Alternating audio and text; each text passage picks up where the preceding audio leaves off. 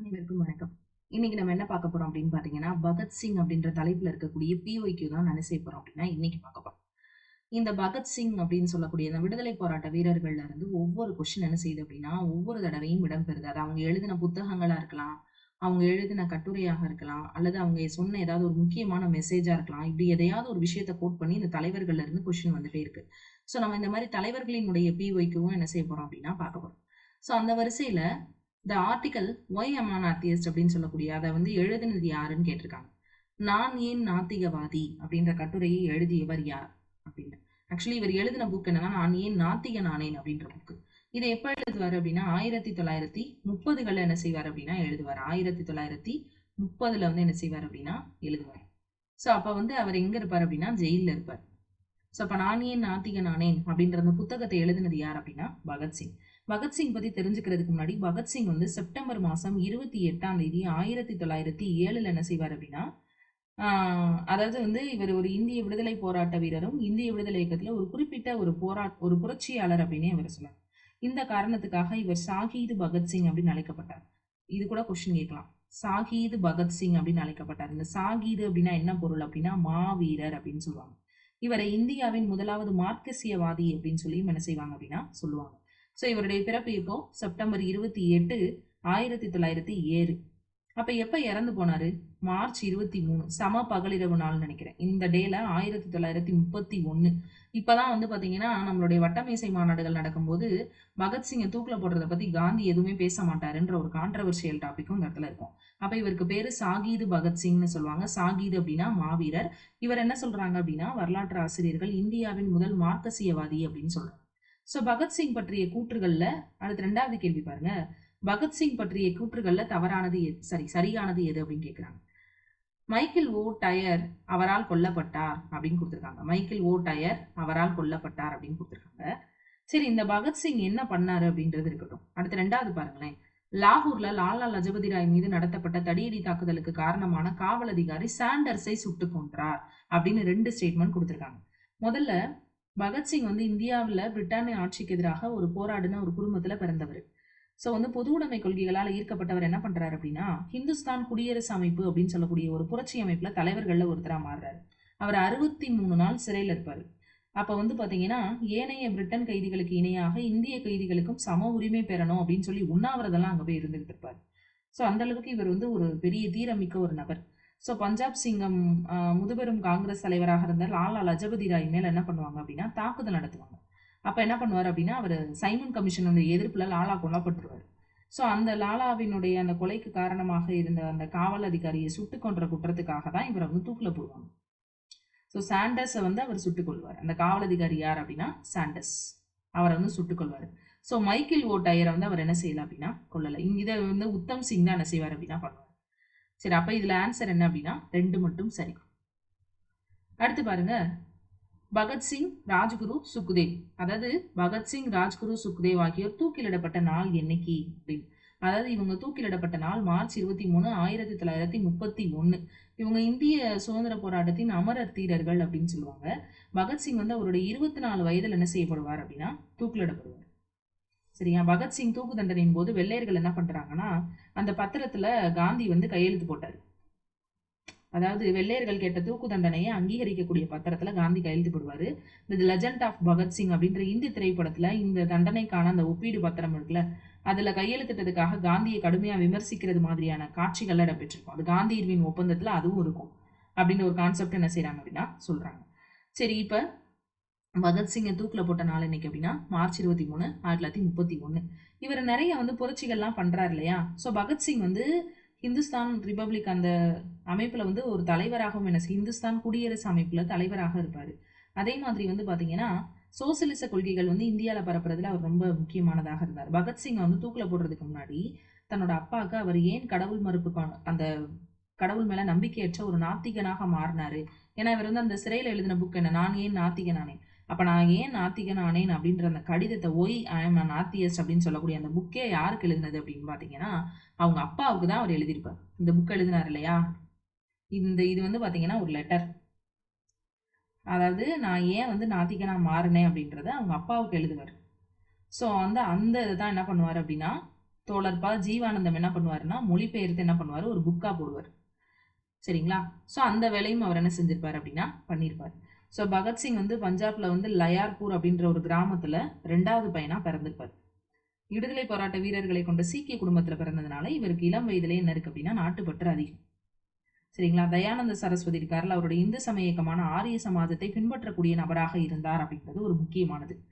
சரிங்களா? ஸோ இளம் பகத்சிங் மேல நல்ல தாக்கத்தை அது வந்து ஏற்படுத்துச்சு. சரிங்களா? அதே மாதிரி இவர் வந்து நவ்ஜன் பாரத் சபா அப்படின்ற ஒரு அமைப்பு என்ன செய்வார் அப்படின்னா தோற்றுவிப்பார்.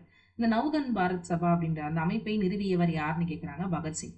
இளைஞர்களை தேசப்பற்றுடன் ஒருங்கிணைக்கிறதுக்கும் சமூக அநீதிக்கு எதிராக போராடுறதுக்கும் காலனித்துவ ஆட்சியினுடைய சுரண்டலுக்கு எதிரான சிந்தனையை வளர்க்கறதுக்காகவும் பகத்சிங் எந்த வருஷம் அதை நிறுவுறாரு அப்படின்னா 1926 என்ன செய்யறாரு அப்படின்னா நிறுவுறாரு.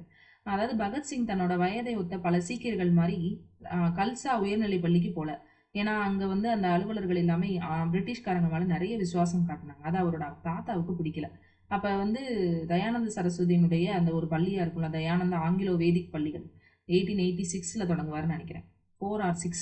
அந்த ஸ்கூல்ல வந்து என்ன செஞ்சிருப்பாங்க அப்படின்னா சேர்க்கப்பட்டிருப்பாரு. 1919ல பகத்சிங்க்கு 12 வயசு ஆகும்போது ஜாலியன் வாலாபாக் படுகொலை நடக்கும். ஸோ அந்த நடந்த சில மணி நேரங்களே அந்த இடத்த போய் பார்வையிடுறாரு. தன்னோட 14வது வயதுல, அதாவது 1921 பிப்ரவரி 20 அன்னைக்கு குருத்வாரால நானா சாஹிப்ல பல ஆயுதமற்ற மக்கள் கொல்லப்பட்டதை எதிர்க்கிறதுக்கு போராட்டக்காரர்களை வரவேற்கிறாரு.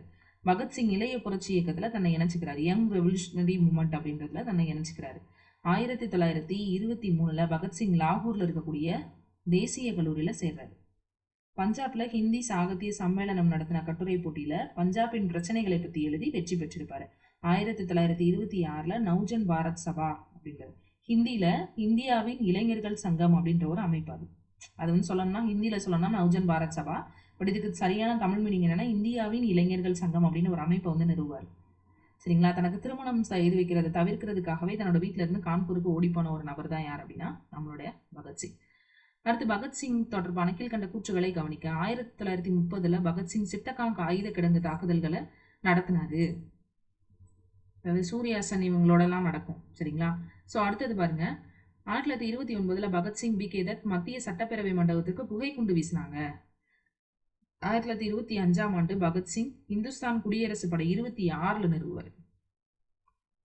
இந்துஸ்தான் குடியரசு படை என்ன செய்யறாரு அப்படின்னா நிறுவுறாரு அப்படின்னு சொல்லி சொல்றாங்க. ஸோ அப்போ இதெல்லாம் வந்து பார்த்தீங்கன்னா இதில் சரியானது எது அப்படின்னா 2 மட்டும்தான் சரியானது. சிட்டகாங் ஆயுத கிடங்கு தாக்குதல் அப்படிங்கிறதுலாம் வந்து பார்த்தீங்கன்னா அதெல்லாம் ஒரு ஃபேமஸான ஒரு பேர் போன ஒரு விஷயமாக என்ன செய்யப்படுது அப்படின்னா பார்க்கப்படுது. ஸோ வந்து பகத்சிங்க்கு தூக்கு தண்டனை கொடுப்பாங்க. இதுக்கு இடையில என்ன செய்வாங்க அப்படின்னா இந்த சிட்டகாங் ஆயுத கிடங்கு தாக்குதல்ல பேர் போனவங்க யார் அப்படின்னு பார்த்தோம்னா சூர்யாசென் அப்படின்னு சொல்லக்கூடிய ஒரு நபர். ஸோ இந்த சிட்டகாங் ஆயுத கிடங்கு தாக்குதல் எப்போ நடத்தப்பட்டது அப்படின்னா 1930 ஏப்ரல் 18 அன்னைக்கு நடந்துச்சு. மாஸ்டர் டா அப்படின்னு அன்போடு அழைக்கப்பட்ட சூர்யாசன் தான் இந்திய குடியரசு ராணுவத்தை சேர்ந்த சில புரட்சியாளர்களும் துணிச்சலாக இந்த தாக்குதல் நடத்துவாங்க. ஸோ இது வந்து பார்த்தீங்கன்னா சிட்டகாங் இப்போ வந்து அது பங்களாதேஷ்ல இருக்கு. சரிங்களா? ஸோ அந்த இடத்துல இருக்கக்கூடிய அந்த ராணுவ கிடங்குகளில் தான் அதை கைப்பற்றி தகவல் தொடர்புகளை துண்டிச்சு என்ன பண்ணுவாங்க அப்படின்னா அந்த தாக்குதல்களை மேற்கொள்ளுவாங்க அப்படின்னு சொல்லுவாங்க. அதாவது வந்து அதை வச்சு நிறைய இப்பெல்லாம் படங்களும் என்ன செய்யப்பட்டது அப்படின்னா எடுக்கப்பட்டுச்சு அப்படின்னு தான் சொல்லணும். சரி, ஸோ சூர்யாசன் நடத்தின அந்த ஆயுத கிடங்கு தாக்குதல் வந்து ரொம்பவே முக்கியமான ஒன்று. சரிங்களா? ஸோ சிட்டகாங்க்ல வந்து 1930 ஏப்ரல் 18 அன்னைக்கு என்ன செய்யுது அப்படின்னா இந்த தாக்குதல் அப்படின்றது நடத்தப்படுது. இது தொலைபேசி தந்தி எல்லா விஷயங்களையும் செயலிழக்க செய்கிறாங்க. ஸோ சூர்யாசன் குழுவினர் வந்து ஆயுத கிடங்குல இந்திய தேசிய கொடியை ஏற்றி பின்னர் அந்த ஆயுத கிடங்கையும் சூறையாடுவாங்க. ஸோ அப்போ வந்து சூர்யாசன் என்ன பண்ணுவாங்க அப்படின்னா கைது செஞ்சுருவாங்க. 1933ல் அவங்கள வந்து அரெஸ்ட் பண்ணுவாங்க.